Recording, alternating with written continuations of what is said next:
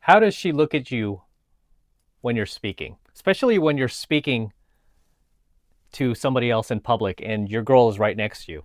Is she looking off, bored, and completely distracted? Or is she paying attention while you speak and looking up at you in admiration? As she should be, right?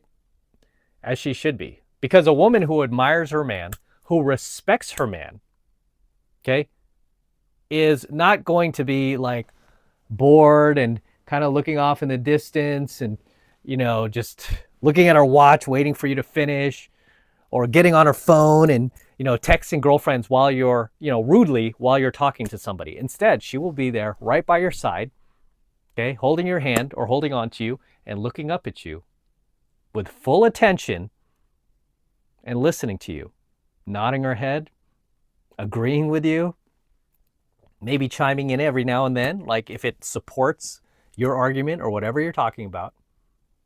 Okay. There's a clip that I remember watching. Actually, I'll share it with you.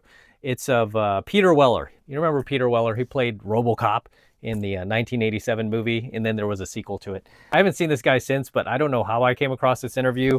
I was going down that YouTube rabbit hole one night when I couldn't sleep, and I'm watching this interview with him, and I'm like looking at him and his wife's attractive, by the way.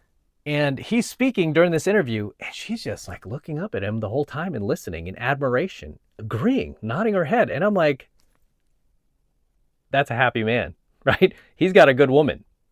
That's a happy man. Then I watched other interviews. She's always with him. She's always by his side, and she's doing the same thing. She's like listening, right? And she's attentive. She's being respectful. She's being classy. She's being submissive.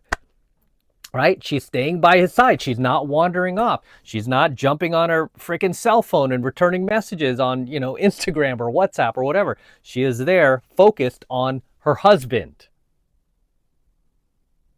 Okay? Let me share some clips with you real quick. Idea of commercialism was the beginnings of the age of information, ripping off identity. What was the story of identity theft? All that stuff is prescient to be written in 1981, filmed in 1985 or 86, and still live. Not to mention Phil Tippett's extraordinary stop-motion animation and Verhoeven's infusion of medieval, because he's got a degree in medieval history, with all of the mythic images of resurrection, if you will. If you want the Book of Job or Jesus or Egypt or the Golem or Frankenstein, they're all there, and that's Verhoeven. So it's going to be a hard movie. Sorry, guys. Wish you well. Hard movie to beat. Listen, there's only one thing that's changed. The technology has changed. Storytelling and movie making is still the same. Doesn't matter whether we use, a Mitchell camera, Panaflex, or a Red Cam, or an Alexa. It's the same deal. You've got a good story, you got interpersonal relationships, and you can beef it up with some effects. But that's the gift of RoboCop, is its humor and its poignant story of resurrection and redemption, and its particular political message. For anybody who wants to see it. That's why it's not the only distinction now is that you could throw $1 million or more, or $80 million CGI. By the way, that's also what makes this film, Star Trek Into Darkness, resonant. Because JJ tells a human story about family and sanctity and safety, politics and economics and survival. It's not just battles in space.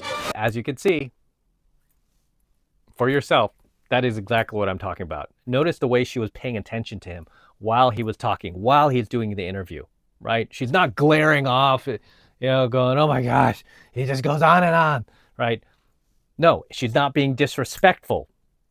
She's not being, rude in any way, shape, or form. She's being very, very cordial and, just there supporting her man. Like, how hard is that? How hard is that to just sit there doing an interview and support your man? Unlike a more recent interview I saw with Alec Baldwin and his wife, her name's Hilaria, where she's henpecking him the entire time. Let's watch a quick clip of that. Oh my God, you're distracting me right now. Sorry. Like now you're just doing that. Why? Why are you distracting me? I'm just captivated by your beauty. You're just distracting me. No, but oh my God, stop! You're annoying me. Stop! It's not cute. No, he's distracting me. We're gonna see how it feels to have it be out there. It's gonna be great. You're a winner. Oh my God, when I'm talking, you're not talking. Sorry. No, when I'm talking, you're not talking. This is why. Yes, we'll have to just cut him out of the show. No. And there you see the difference, guys, right? You see the difference between a happy man, RoboCop, and his wife, versus a very unhappy man, Alec Baldwin and his wife. And you know, in real life, I mean, you see Alec Baldwin, he's always raging against paparazzi and photographers and, you know, interviewers. I mean, he's always getting into it with somebody. He's angry. Why is he angry? Because he's not happy at home, right? I mean, look who he's, I mean, this woman is basically the picture perfect version of somebody who would be henpecking her husband. You know, while he's speaking, is she looking up at him in admiration like Peter Weller's wife, RoboCop's wife? No, she's like, oh, shut up, it's my turn to speak. Oh, when I talk, you be quiet, right? You're man interrupting me. Do you think RoboCop's wife would ever do that? No. And this goes back to, you know, that whole alpha versus beta dynamic. Obviously, Peter Weller is a smart man. He chose better, right? He chose the right woman. Alec Baldwin, he's rich and famous, richer and more famous than RoboCop. He could have got any other woman he wanted, even his being as old as he is and fat. He could have still got a really classy woman if he wanted. Look who he chose. He chose, you know, the DG of DGs, right?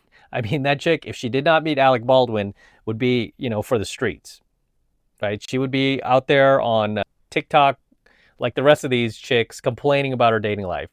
But for some reason, she hit gold and she's with Alec Baldwin, and he has to put up with that, right? So I just want you to see the difference in your options here. You could be with a DG who henpecks you and treats you with absolute disrespect, especially in public during these interviews. Or you could be like RoboCop here and be with a very respectful woman, right? Virtuous woman, submissive woman, right? Traditional woman. She seems very traditional, especially those pearls and everything. Huge difference in environments here. I mean, if anything, this should inspire you even more to look for a more gracious woman versus a more toxic Jezebel woman, right? I mean, I hate to say it. I don't like talking about people's wives, but it seems like a Jezebel to me. As always, gentlemen, drop your comments below. Let me know what you think of tonight's coaching video. If you see the differences I'm talking about, if you gain value out of it, go ahead and hit the like button, the subscribe button. And if you want to support my work, get into 7 Must Master Son. Click that link below. And I'll see you in my next coaching video.